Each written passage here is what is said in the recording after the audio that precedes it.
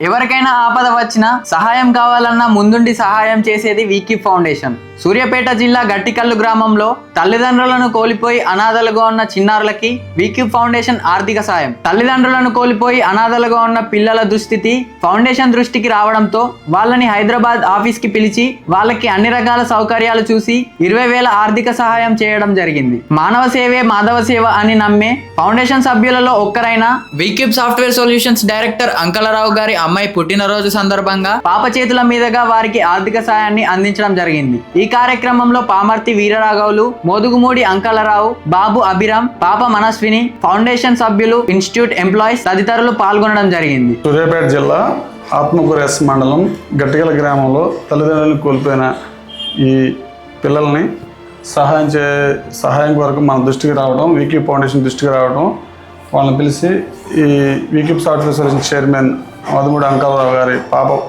పుట్టినరోజు సందర్భంగా ఈ పిల్లలకు ఆర్థిక సహాయం చేయడం జరిగింది.